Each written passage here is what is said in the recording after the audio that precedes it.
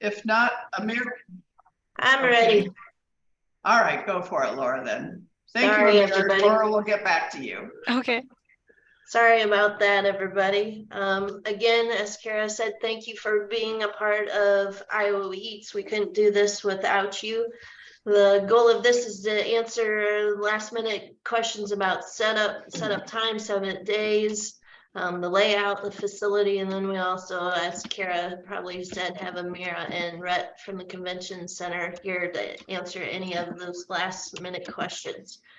I'm gonna bear with me. I'm gonna try to share my screen and everything, and reminder that we finally got recording, so we are recording this, that you can review the answers and questions again at your leisure, or if we'll send this link out to you also when we get it up and on our YouTube page. Setup times for Iowa Eats are Friday, March 30th from 1 to 7 p.m. and also Saturday morning from 7 a.m. to 10 a.m. We want everybody set and ready to go because doors open right at 11. So we want to have an hour in there where we have a little cushion to put out any last minute fires or find anything that you need last minute. So we want everybody set up by 10 a.m. on Saturday.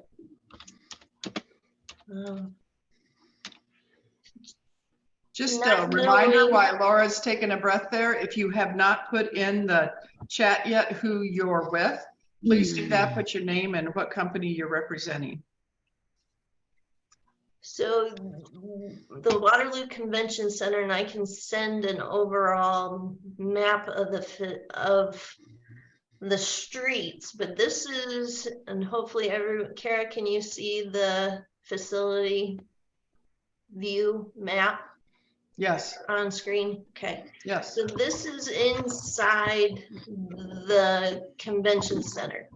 On your left is Jefferson Street outside. At the top where it says the Iowa Corn Trailer, the street outside that side is Park Avenue along the top. And then on the right hand side is Commercial. These are important for you to know when you're coming to unload.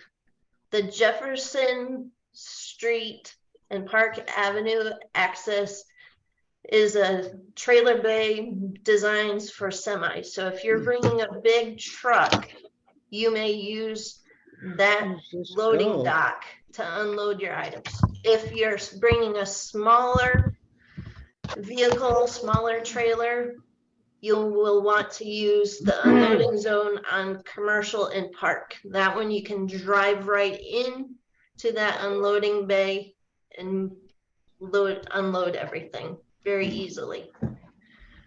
We also have available, and those loading zones will only be available on Friday. For setup reasons and the stage, those loading docks will not be available on Saturday morning.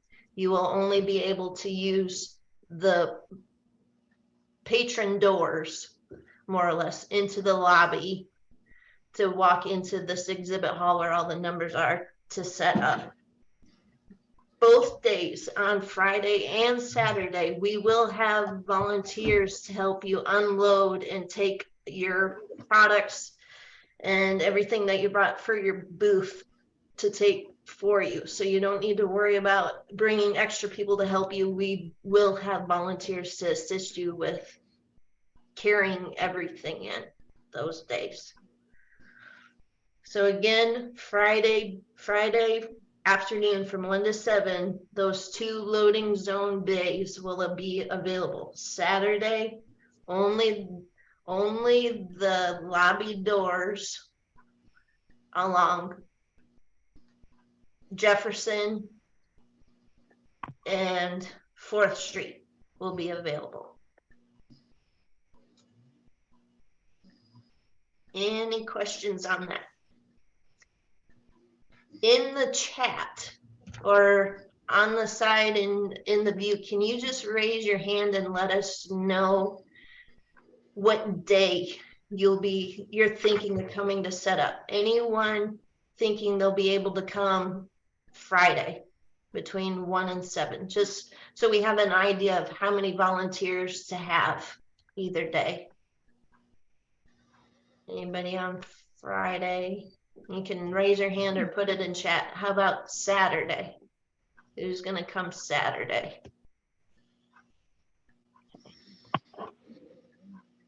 How many don't know for sure? Uncertain. Uncertain, okay, Don't know for sure. okay, Well, they're starting to fill in the chat here, Laura. okay. Thanks for letting us know that. A few other details just to remind you that was in the contract. In your booth, and as you can see from this illustration, you will have one 8-foot table, one trash can, and 2 chairs. Some of you have asked, can you bring another table? Yes, you may bring a table. You may also bring a larger trash can receptacle if you would so desire to, along with extra power strip if you want. Everyone will have one 120 outlet. What's the size of the table? 8 foot. Yep. I will be sending out an email to all of you with those details and asking you if you would like your table set at a regular table height, or we can have them set at a bar height, whatever you wish.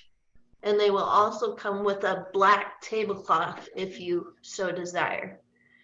If you don't want one, let us know in that email that I'll send out early next week so in that email, let us know what height you'd like your table set at, either table height or bar height. And if you'd like that black tablecloth covering. So watch for that email from us. As I said, volunteers are going to be available Friday and Saturday to help unload and help you get set up. Saturday during the event, we will also have volunteers and the ones specifically designated to help take care of you, our vendors, to help you get any water, any ice, anything that you need. If you need a bathroom break, we'll have volunteers available to step into your booth and hold down the fort until you can return. So Rhett, I didn't see you, but if you're here, do you have any additional comments to make from being the host facility? Hey, John Stokes with Iowa Corn. We hadn't let you know yet, but they're asking that the corn trailer, if it's possible, be there on Friday morning before they set up the stage and the other aspects.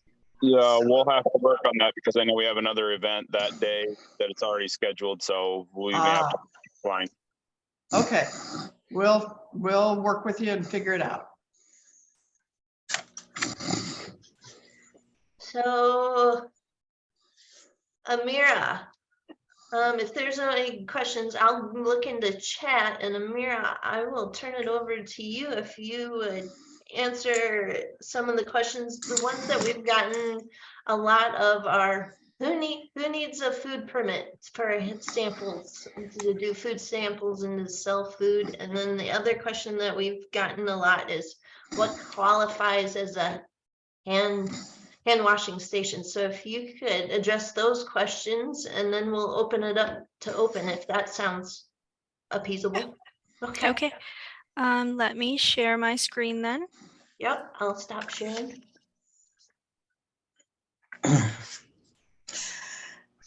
And I cannot hear anything. Well, oh shoot, we can hear you. Is that Delphine? Can you hear us now?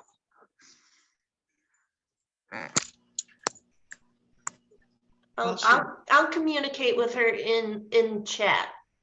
Okay. So go ahead.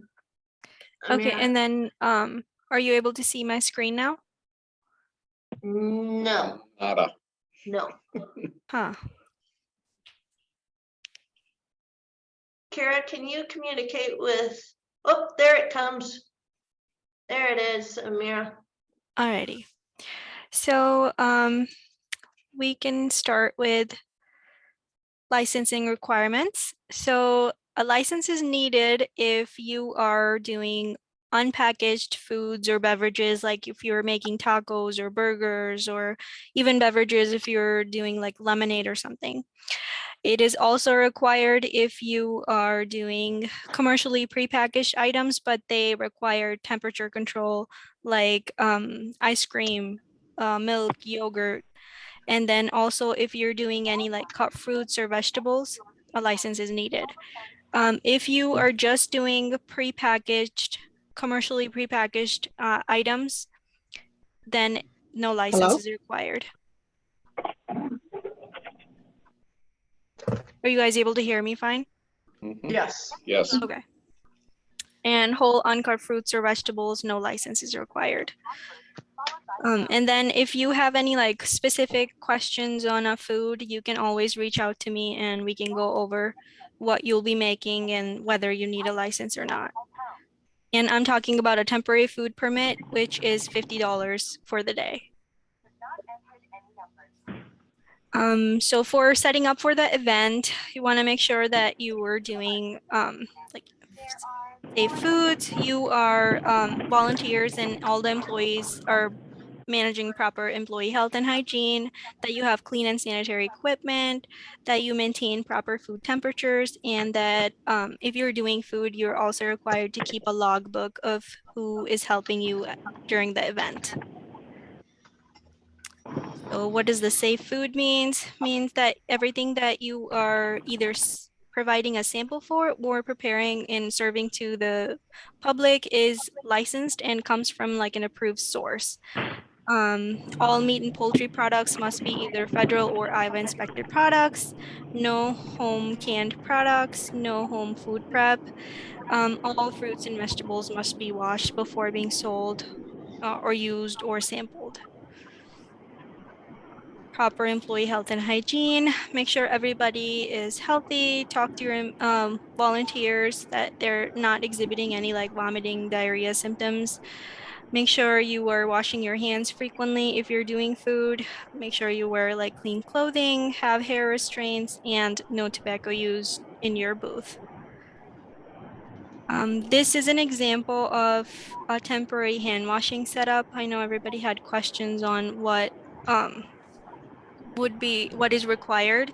A lot of times people will just buy like a igloo cooler that has like a spigot for water and have a catch bucket underneath and a bottle of soap and paper towels, and that should be fine. Make sure you put warm water in the cooler and it's enough to last you at least a day, or you're able to refill it.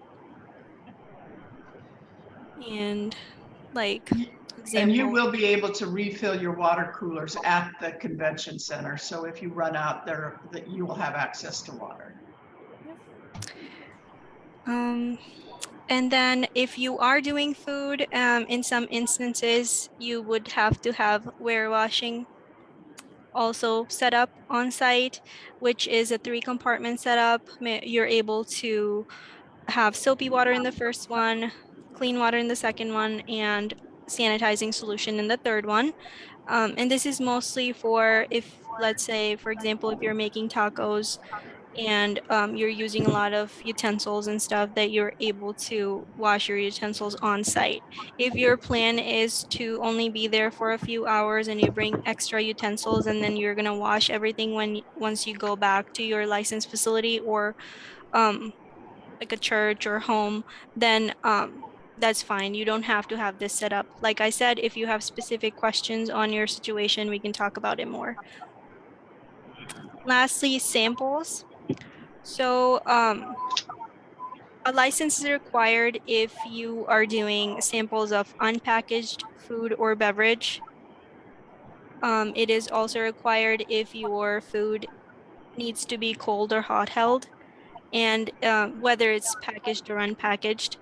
And then if you are providing samples for a food that you're preparing on site during the event. A license is not required if you're providing samples for items that are already prepackaged at a licensed facility and you're just handing them to people, and it's not temperature controlled, then you don't need a license for that. Amira, if I can interrupt for just a minute, if you haven't already done so, if you could please mute yourselves. There's quite a bit of feedback coming from somewhere. So if we all just mute ourselves while Amira's talking, that'll be helpful.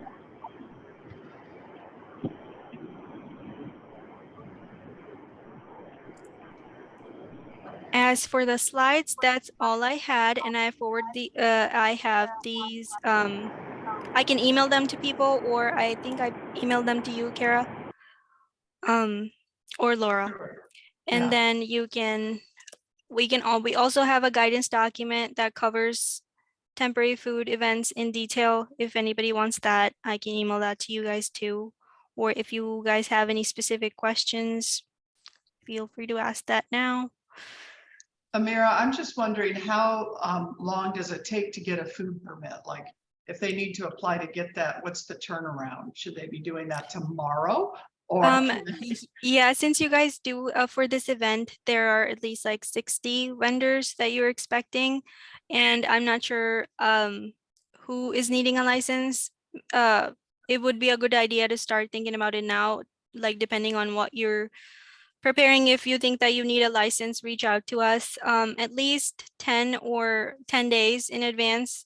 You want to make sure that you submit your license application at least a week before the event. Mira, this is Bob with Lola's Fine Hot Sauce. Hi. I don't believe I'll need a license because typically all we do is little tasting spoons and let people taste our various hot sauces and salsas. Yeah, since everything will be commercially prepackaged already and you'll just be providing samples for that, you would not need a license.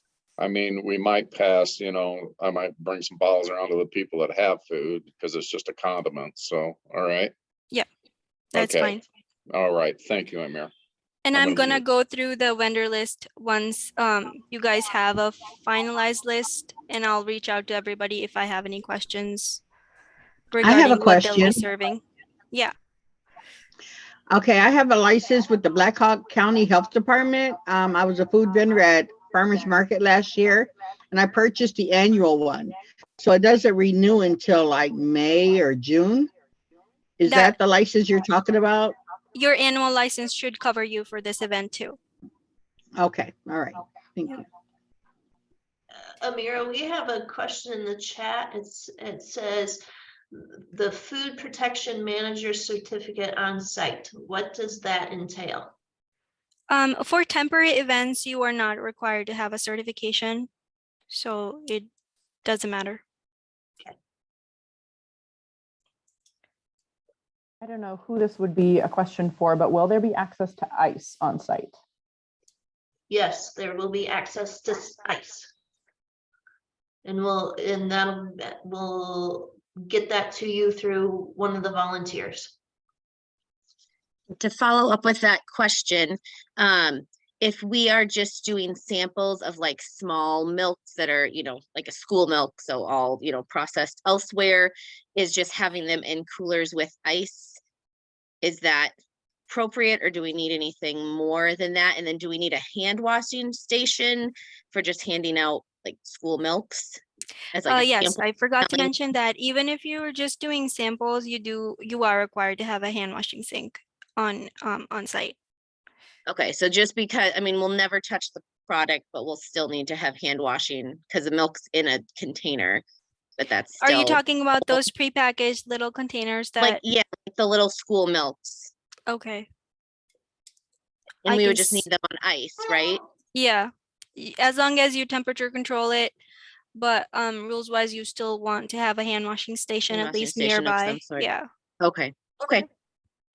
And Laura, will there be a few hand washing stations that we provide, not in everybody's booth, but somewhere in the vendor area? So if you were doing like full-on food, like you're making tacos, then you are required to have a hand washing station in your booth. But if like I said, if you're just doing like in that situation, like the milk cartons, if they have a washing station nearby that they can just like, frequently wash their hands, that should be fine, since they're Okay. not gonna touch food directly. Yeah. Amira, what I'm, if, I'm sorry, if- Amira. what if there Yes. was what if she wore gloves? Would she then have to have a hand washing station? Technically, it says that if you're providing samples, you need to have a hand washing station. Okay. Yeah. Okay. There's a question from one of the wineries. Will wineries need hand washing stations for sampling their wine? Or can they use the few if we set up a few? If it's close by, then that's fine for winery. It's not really food. Okay. I missed a big portion of this meeting. Did you discuss, I noticed that I believe that you guys already discussed how we're to load and unload. I'm new to Waterloo and to all this. Will we get something via email and referencing how to load Yes. and unload? Yes, I will send this out, what's covered today, along with a link, Delphine, so you can view this recording at your convenience. So you can catch up Perfect. Thank you. on what you missed. Yep. But Thank you so all much. this information will be in a follow-up email also. Okay, perfect. Just another reminder to folks too, if you haven't done so already, please put in chat, what your name is and what company you're with, so we can track who received this. Okay.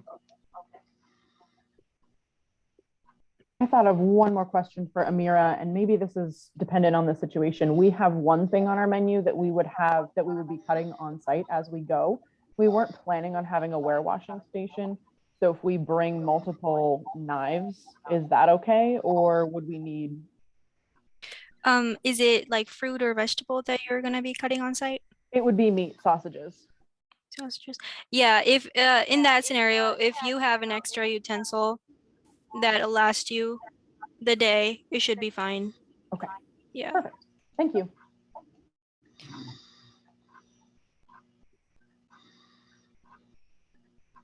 So those of you that were planning on providing popcorn samples, have your questions been answered?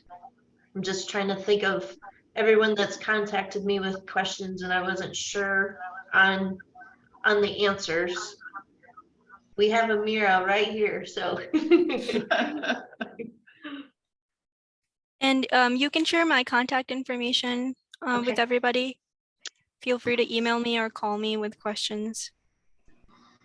So if they are popping popcorn on site, Amira, they will need a food permit? Yes. Okay.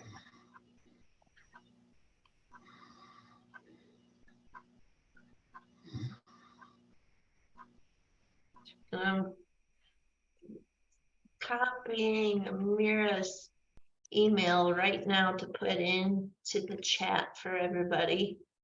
And I'll also put in, oops. So Kara's, somebody has a question regarding the collages. That's a baked good, right? Yes. You can do that from your home and you don't need a license for that. So you should be able to participate. Great. Baked goods are allowed. You can prepare those from home and sell at temporary events without needing a license. In Iowa, that is allowable. So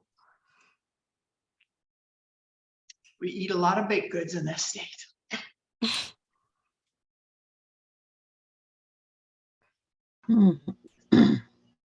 Mira, I got one question real quick. Every once in a while we have a salsa. Can we bring chips and then just dollop it on without a food license? if you're doing chips and salsa sampling, then that you should probably get a temporary permit for that. Okay, all right.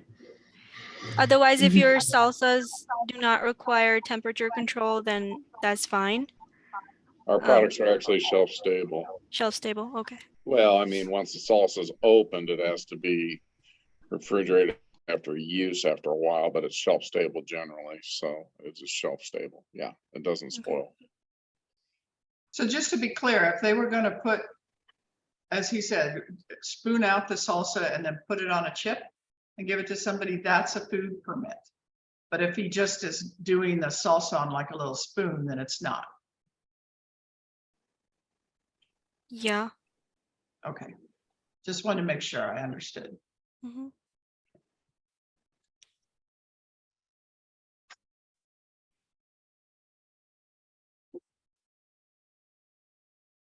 Any other general questions about the event and things that will be going on that you have that may not be food related?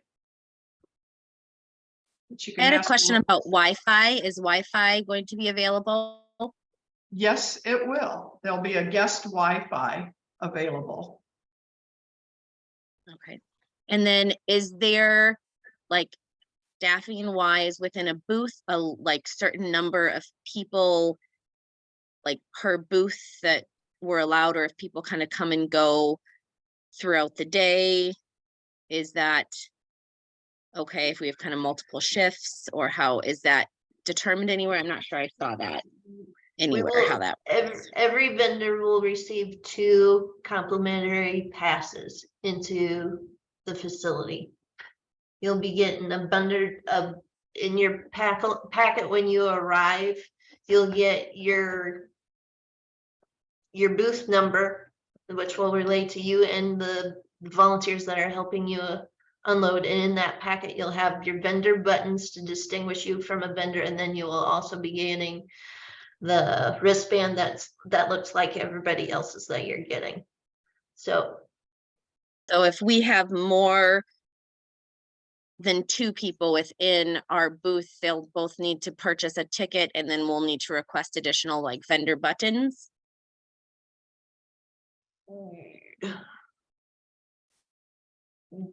right now we can go back to the committee and ask, but right now it's two complimentary tickets for every vendor, and if any additional staff, they would have to pay the fee to get in the door. But we can go to the committee and ask that, Lynn, and get back to you. Yeah. Okay, and then then just we'd have to get more vendor buttons, because you're saying that Right. that kind of officializes Right. those volunteers, right? Okay. Yeah. So anybody else who has questions about that, if you're going to have multiple staff or whatever coming through, please email Laura and I. Our emails are in the chat box here, and let us know, and we can figure that out and see what that is. Laura's right. The committee was thinking 2 staff people per booth. We didn't consider that you might have adjusting shifts of people, so we'll have to talk that Can we through. meet those people at the door and trade that way? I don't know. We will figure it out. So for anybody who has that, who's thinking that you'll have multiple volunteers or people coming in, please send us an email, and then we'll get back to you with what our plan would be around that. Or if you've experienced this at other locations where you've done this is our first time. We're learning as we go. So if you could share what other venues have done that you've participated in, that would be very beneficial to the committee in helping decide. Diane, do you have something else? I know that you were maybe, I got feedback. I'm sorry. Laura, you were going to help me by asking if there was anybody with nuts or dried fruit or dried meat. If anybody who's on this chat is selling that in packages, we would be willing or like to have those items on our booth, because we're talking about food preservation with ice, and would like to have examples of non-ice food preservation. So it'd be kind of a cross-pollination situation. Does that make sense? Yep, thanks, Diana. As I was aware, that fell off my radar, so thank you for that. But right now, we do not have a vendor with any that has put in their application and made us aware that they're selling nuts or berries or freeze-dried items. The only ones that possibly would be Or a man pickles? with their jerky, or Hawkeye Buffalo Ranch with their jerky, or Hanson's with their products. Those were the only ones that I thought might be able to kind of cross promote and make more awareness for everybody. Pickles or preserves would be another option. But Yeah. I know you gave me those people before, so I'll check in with them.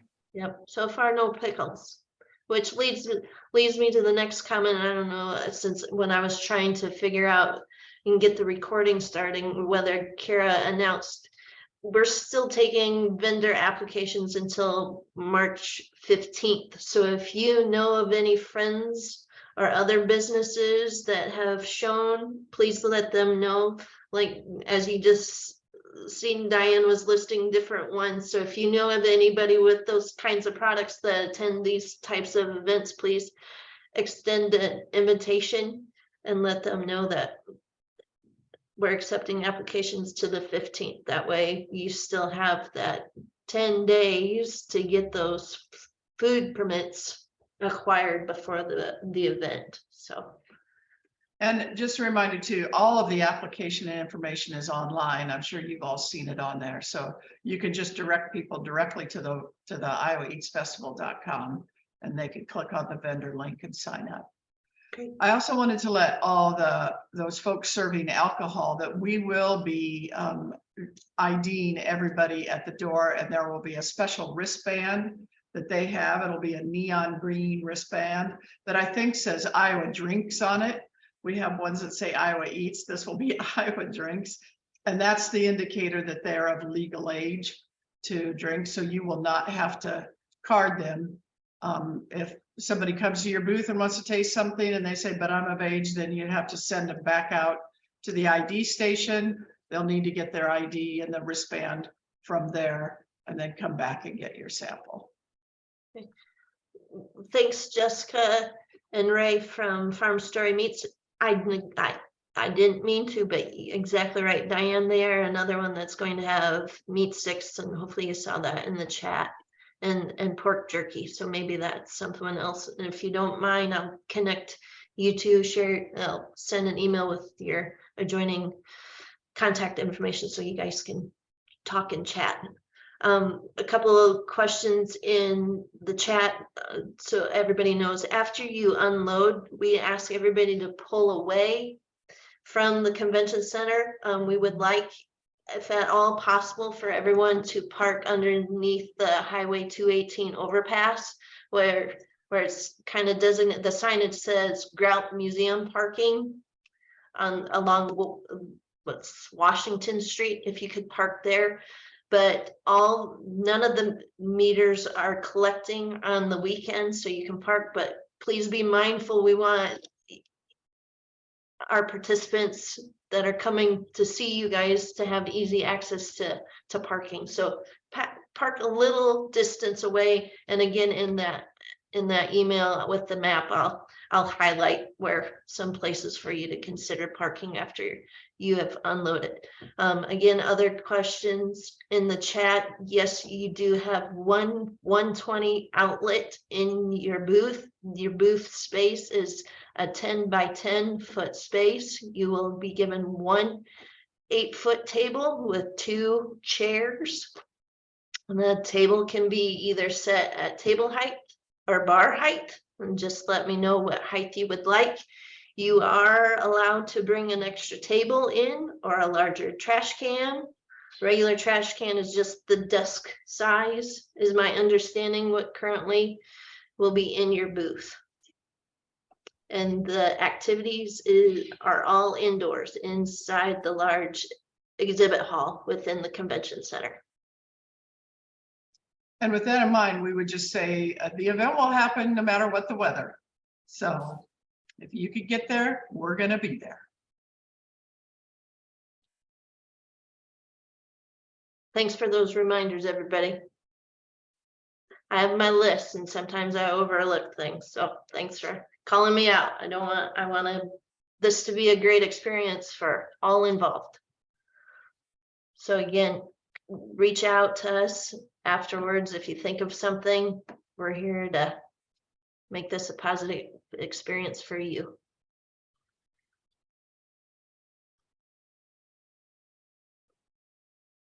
Amira, or I don't see Rhett, anything else before we wrap up? Anyone in attendance with another Yeah. question? I was going to say, I could speak to that. We're hoping for somewhere around 1,500 to 2,000 attendees. That's based on other first-time events here in Waterloo that have had that kind of attendance coming forth. We have been promoting for months on this event, and we actually have radio that has been out. KWWL-TV has been promoting. We have billboards up now. We've had tags on buses on the back of the bus. They're called something that I can't remember. So there has been a great deal of promotion going on. One of our biggest partners is KWWL, and they've been doing a lot to promote this event. Hopefully some of you have seen those ads. So we now are really focused on the ticket sales, and the focus of the ads now will be ticket sales solely. And we will also probably be doing some radio the last week before the event to also promote ticket sales. We also have posters that we've created and made, and our board members are distributing them around town and putting them up in places. If any of you would like a little poster to put up in your place of business or whatever, that would be great. Also, we have forwarded to all of you, and if not, Laura can add those again when she sends out the information, that it is a tag that says official vendor for Iowa Eats, that we've asked all of you to put on your website, on your social media, to get the word out that you're going to be there and you want your people to come there as well. So we really will rely on all of you to help promote that as well. So hopefully that kind of explains all that we've been doing on the promotions. Lighting, Roger, I don't believe you'll need any extra. I went over for when the home show was there, and the booths all seemed well lit without any additional than just the house lights.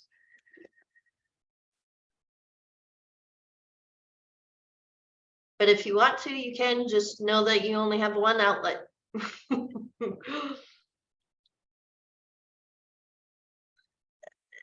Hang signs, know that the background is fabric.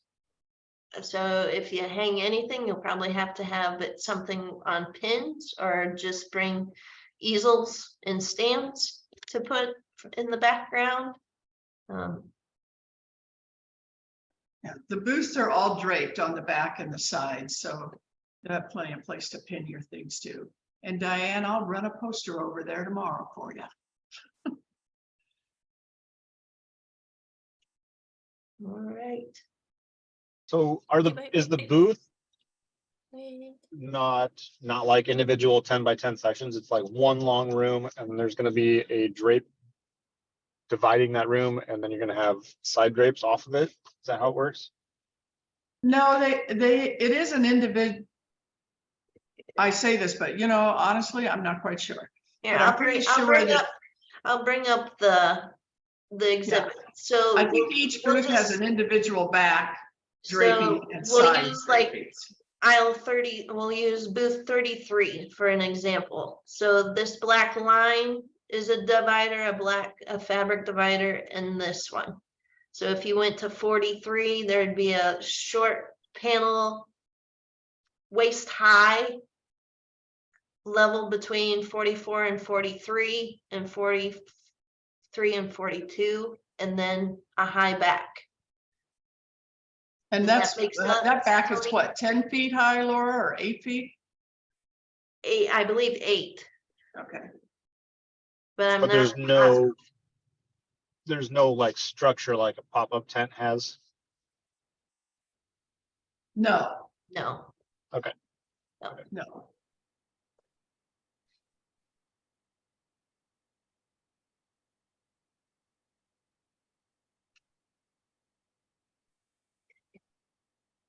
Now, if you want to bring your own pop-up tent and set it in your little square that you have for your booth, you could do that. Yep. Yes, Lydia, it's a pipe and drape concept. Yep.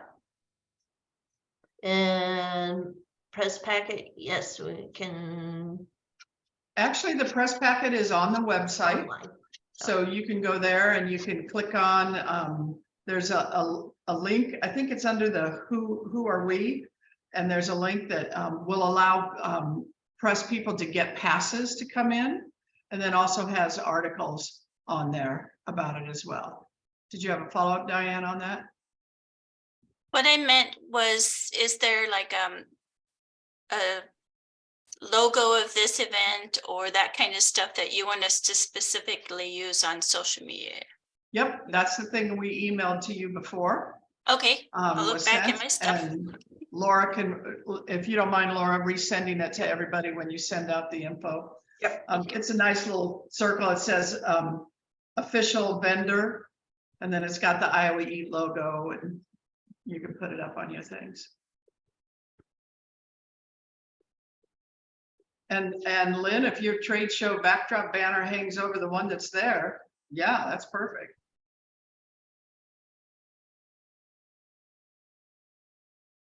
And yes, Mike, I assume too, it's like how the home show was probably done.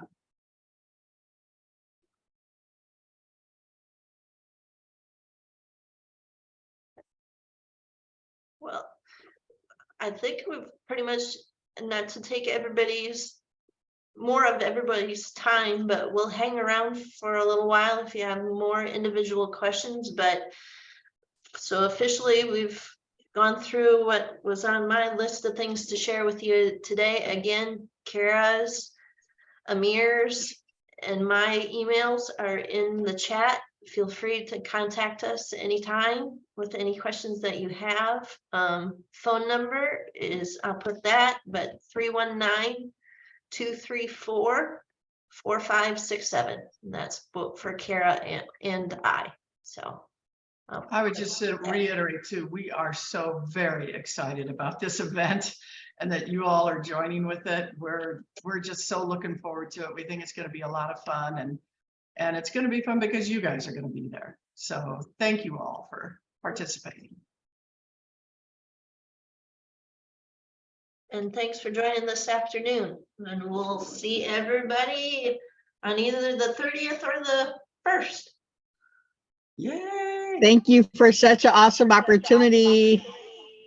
You're welcome. We can't wait to meet you in person.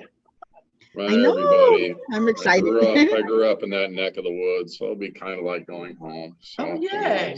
I'm a Well, if you have family that still live here, invite them. Say you gotta come. No, my mom's deceased, no reason. So, anyways, but. All Just right. you. Well, we'll take whoever. So. All right. Thank you. Thanks, everybody. Have a good night. You bet. Bye now.